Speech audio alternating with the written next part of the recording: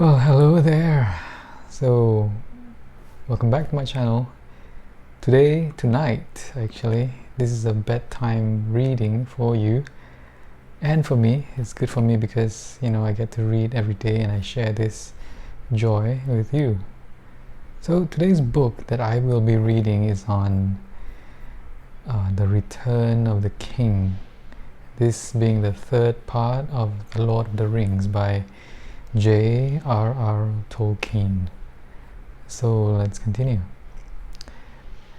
3 rings for the elven kings under the sky, 7 for the dwarf lords in their halls of stone, 9 for mortal men doomed to die, 1 for the dark lord on his dark throne, in the land of Mordor where the shadows lie, 1 ring to rule them all, 1 ring to find them, 1 ring to bring them all, and in the darkness bind them, in the land of Mordor where the shadows lie.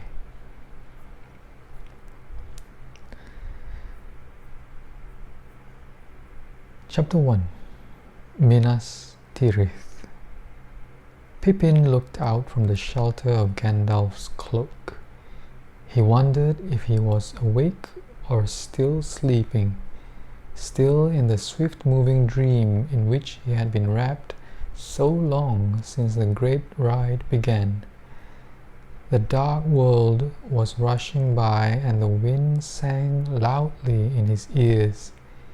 He could see nothing but the wheeling stars, and away to his right vast shadows against the sky where the mountains of the south marched past. Sleepily, he tried to reckon the times and stages of their journey, but his memory was drowsy and uncertain.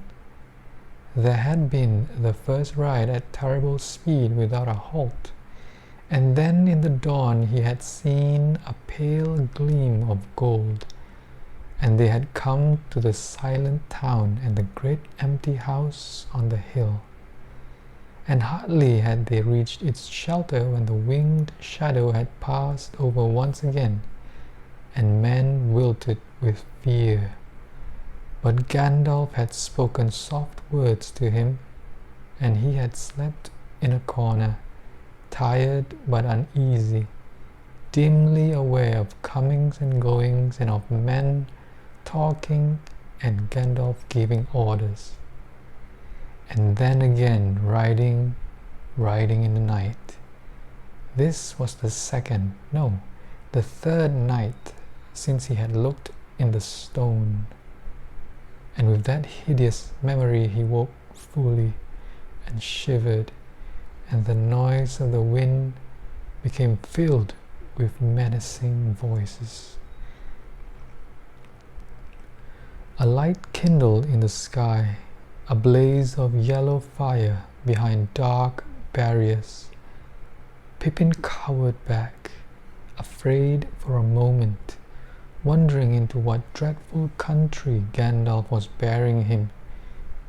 He rubbed his eyes, and then he saw that it was the moon rising above the eastern shadows, now almost at the full. So the night was not yet old, and for hours the dark journey would go on. He stirred and spoke. "Where are we, Gandalf?" he asked. "In the realm of Gondor," the wizard answered. "The land of Anurian is still passing by." There was a silence again for a while. Then, "What is that?"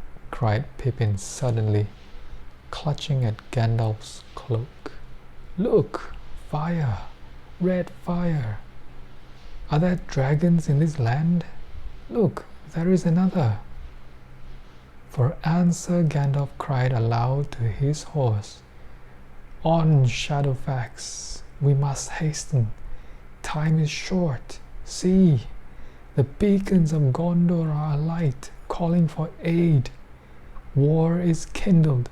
See, there is the fire on Amundine, and flame on Ainulach, and there they go speeding west, Nardol, Erelas, Minrimon, Calenat, and the Halifiriend on the borders of Rohan.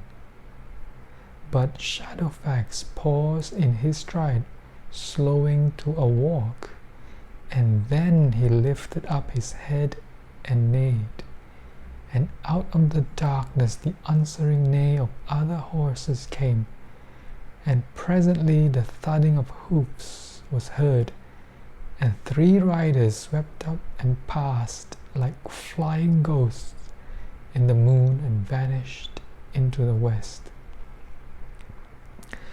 Then Shadowfax gathered himself together and sprang away, and the night flowed over him like a roaring wind.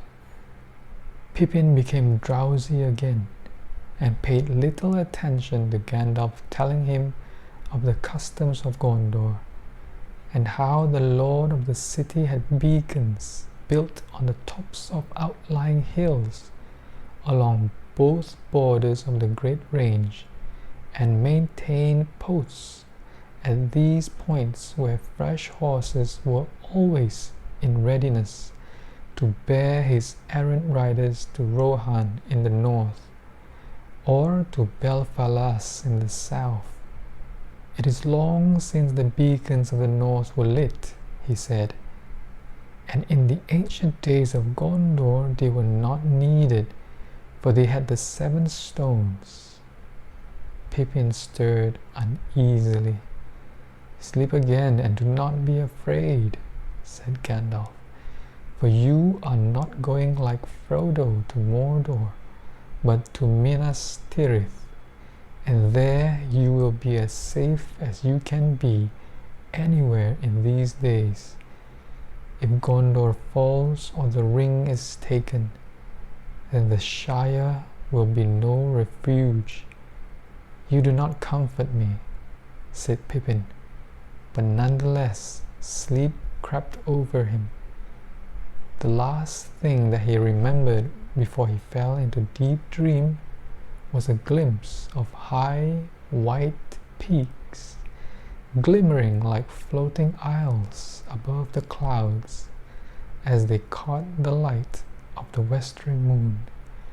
He wondered where Frodo was, and if he was already in Mordor, or if he was dead, and he did not know that Frodo from far away looked on that same moon as it sat beyond Gondor ere the coming of the day.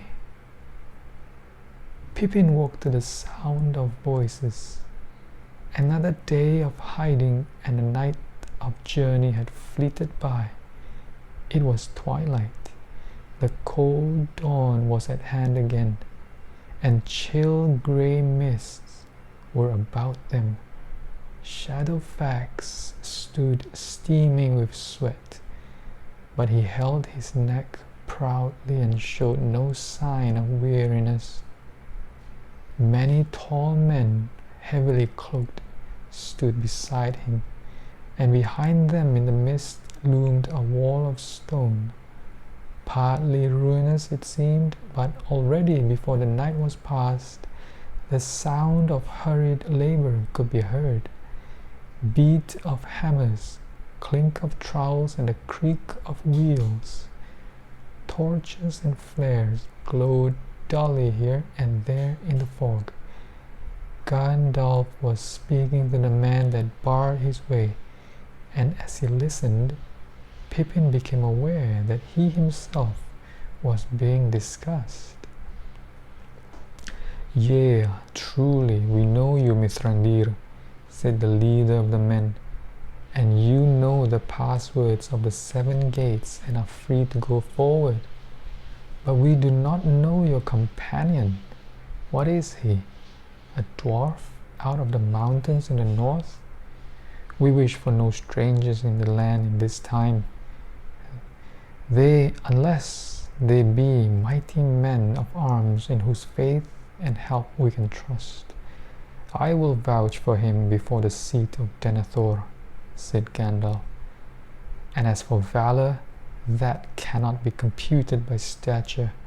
He has passed through more battles and perils than you have, Ingold, though you will be twice his height, and he comes now from the storming of Isengard, of which we bear tidings, and great weariness is on him, or I would wake him. His name is Peregrine, a very valiant man." "Man?" said Ingold dubiously, and the others laughed. "Man!" cried Pippin, now thoroughly roused. "Man, indeed not. I am a hobbit, and no more valiant than I am a man, save perhaps now and again by necessity. Do not let Gandalf deceive you." "Many a doer of great deeds might say no more," said Ingold. "But what is a hobbit?" "A halfling," answered Gandalf. "Nay, not the one that was spoken of," he added, seeing the wonder in the men's faces. "Not he, yet one of his kindred." "Yes, and one who journeyed with him," said Pippin. "And Boromir of your city was with us, and he saved me in the snows of the north, and at the last he was slain, defending me from many foes." "Peace," said Gandalf. "The news of that grief should have been told first to the father." "It has been guessed already," said Ingold, "for there have been strange portents here of late.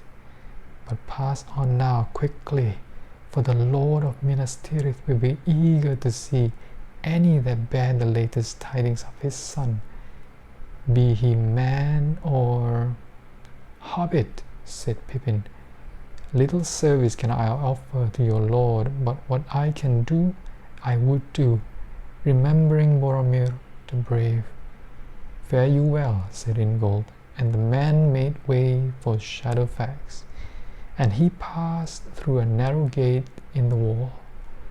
"May you bring good counsel to Denethor in his need, and to us all, Mithrandir," Ingold cried.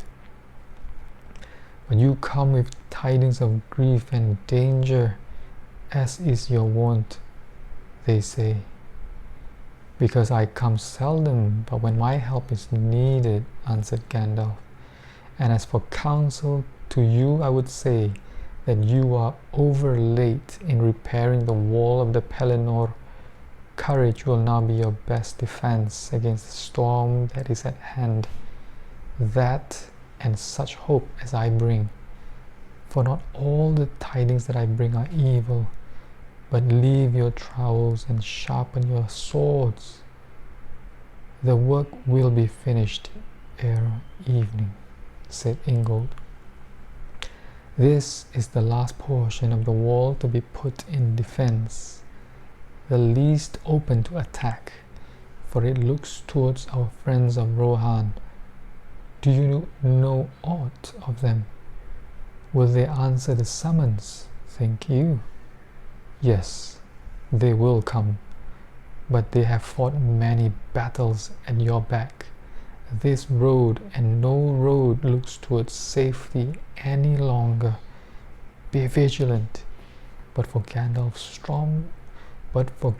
Stormcrow, you would have seen a host of foes coming out of Anurian, and no riders of Rohan, and you may yet.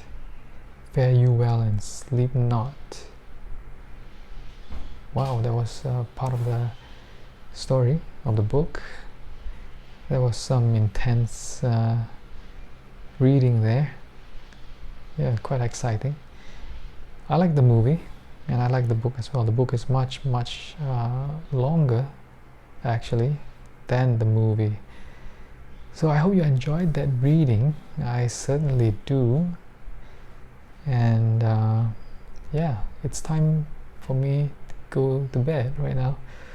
So it's late, and I'll see you in the next video. Goodbye.